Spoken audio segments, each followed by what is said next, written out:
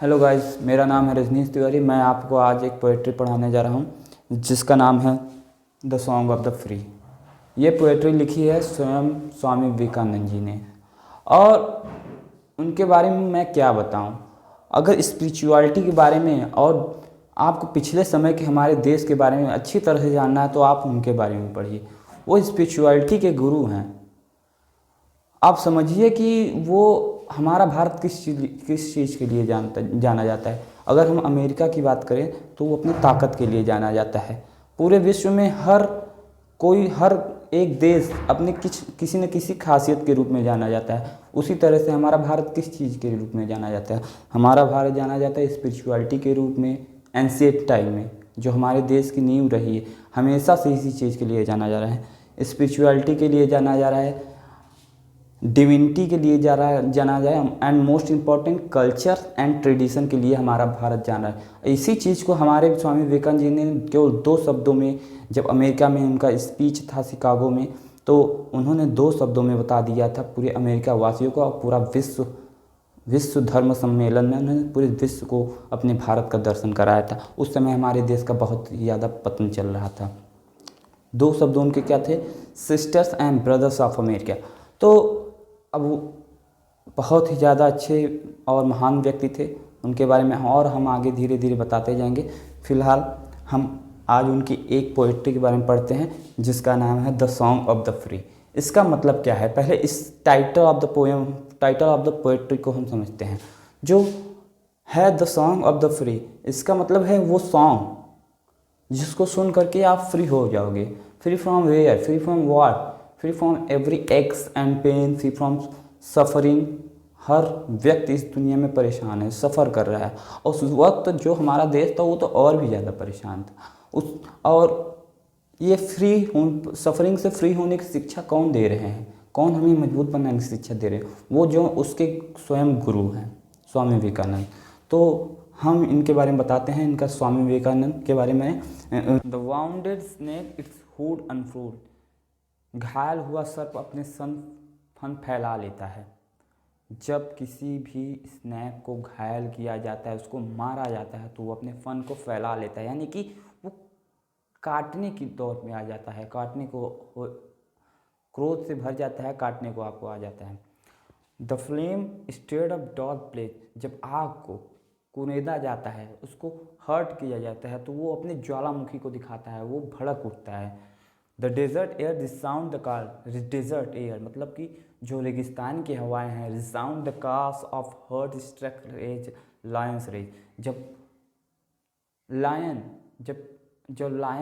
शेर अपने क्रोध से दहाड़ता है, तो जो डेजर्ट की हवाएं होती हैं, जो रेगिस्तान की हवाएं, वो पूरी तरीके से गूंज उठती हैं।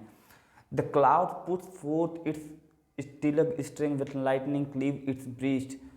जो बादल होता है, जब बादल का सीना चीर देती हैं बिजलियाँ, तब बादल अपनी पूरी पूरी ताकत दिखाता है और बारिश करने लगता है। जितनी ताकत उसके पास होती है, उस ताकत के अनुसार वो बारिश करने लगता है, जब उसका लाइट सीना चीर देती है बिजली। When the soul is steered to its inmost मतलब सबसे गहराई में, great ones unfold their best। जब हमारी आत्मा को या महान व्यक्ति के आत्मा को अंदर तक दबोचा जाता है, कुरेदा जाता है, उसको हर्ट किया जाता है, तो उसमें से महान व्यक्ति बाहर आता है। यानी कि ऐसा व्यक्ति जो कुछ भी कर सकता है, वो महान व्यक्ति होता है। तो आप इस स्टैंजा में आप देख रहे होंगे कि इसमें बताया जा रहा है कि हर चीज़ के अंदर ताकत होती है, शक्ति होती है, लेकिन वो शक्ति दिखती कब है? जब उसको हर्ट किया जाता है, जब उसको छेड़ा जाता है। जब कोई भी चीज़, आप समझ लो कि कोई भी इंसान है, उसके अंदर मान लीजिए छिपी हुई ताकत है, तो वो ताकत को अपने कैसे पहचानेगा? मैं ऐसे बैठा रहूँ, घर पे बैठा रहूँ, कुर्सी पे बेड पर लेटा रहूँ, तो क्या मैं अपनी ताकत को जान जाऊँगा? नहीं, कुछ करना होगा। यदि आप कुछ करोगे तभी तो आपको पता चलेगा कि मैं ये भी कर सकता हूँ, ये भी कर सकता हूँ, मैं किस चीज़ के लिए बना हूँ, क्या मुझ में खासियत है, क्या स्ट्रेंथ है, क्या वीकनेसेस हैं। जब आप कुछ करोगे ही नहीं तो पता है कैसे चलेगा। और जब आप पे परेशानियाँ आती है, तभी आपके अंदर छिपी हुई शक्ति भी बाहर आती है। जब तक आप पर मेंटल, हमारे पास 2 ही शक्ति है, दो ही प्रकार की शक्ति हम दिखा सकते हैं दुनिया में, एक तो है मेंटल, एक है फिजिकल, दो ही है, इसके अलावा तो और कुछ है नहीं। तो इन दो पावर्स के ऊपर जब भी परेशानी आती है तो मेंटल एबिलिटी आप दिखाते हो। मैंने एक कहानी भी सुनी थी इसी से रिलेटेड, मैं आपको बताना चाहूँगा कि एक औरत थी जो बोलती है कि मेरे पास बहुत ज़्यादा ताकत नहीं है, कोई मैं ये नहीं उठा सकती, मैं even I can not pickup 5 kilo, but when her child is in danger, जब उसका बच्चा खतरे में होता है तो वो ट्रक तक उठा देती है। तो ये आप समझ सकते हो, तो वो अपने बच्चे को बचाने के लिए कुछ भी किसी भी हद तक गुजर जाती है। तो क्या होता है, बच्चे के ऊपर प्रॉब्लम आती है, बच्चे के ऊपर प्रॉब्लम मतलब क्या, उस बच्चा उसकी जान है, जब उसके ऊपर जान के ऊपर प्रॉब्लम आती है तो वो कुछ भी करने को तैयार हो। The moment you will be in danger you can do anything and everything. तो आप अपनी ताकत को दिखाते हो। आगे देखते हैं, आगे की स्टैंजा और भी पावरफुल है, इसको आप पढ़िए। Let eyes grow dim and heart grow faint. Let eyes grow dim, अगर आपकी आंखें धीमी होती है, कमज़ोर होती तो वो जाने दो।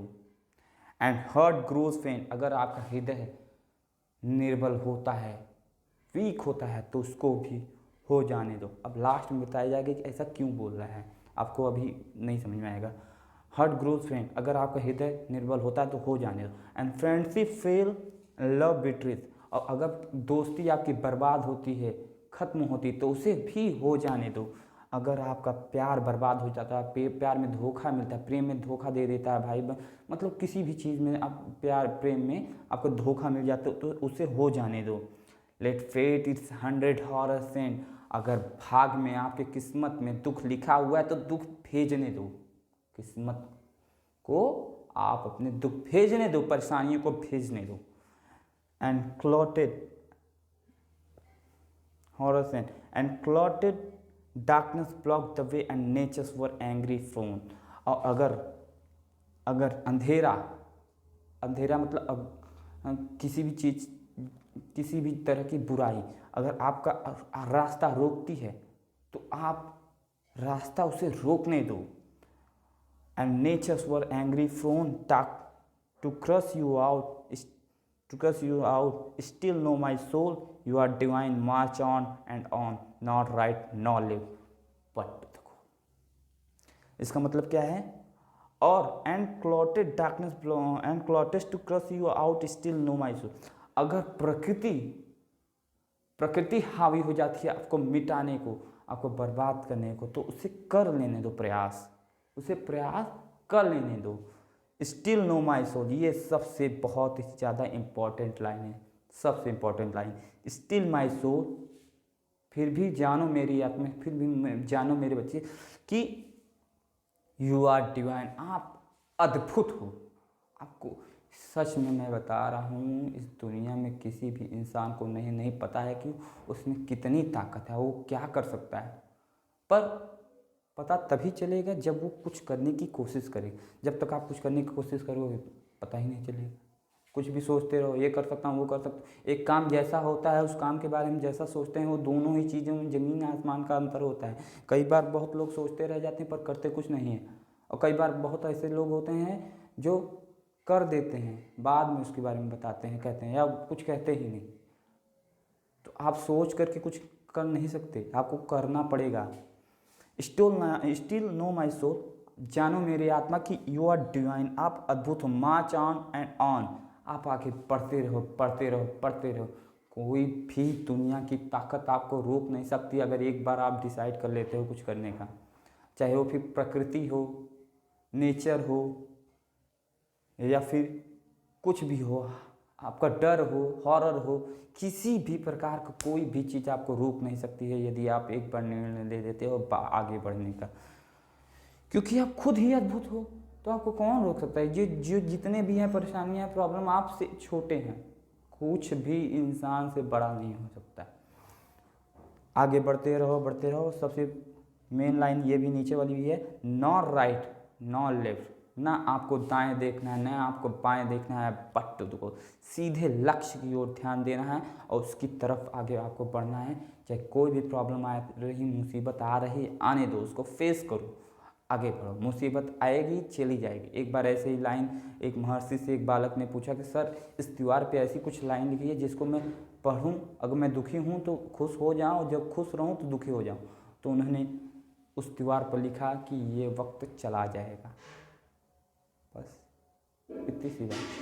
तो ये उनकी लाइन है। इनके बारे में, स्वामी विवेकानंद के बारे में जितना हो सके उतना आप पढ़ो। ये बहुत ही महान व्यक्ति हैं, मेरे लिए ख़ास तौर पर इंस्पिरेशन है। मुझे विश्वास है कि आपके लिए इंस्पिरेशन होंगे, क्योंकि ऐसे ही नहीं मोदी जी ने इनको जो है 12 जनवरी को यूथ दिवस के रूप में घोषित कर दिया गया। कुछ खासियत होगी, उन्होंने भी इनके बारे में कुछ पढ़ा होगा।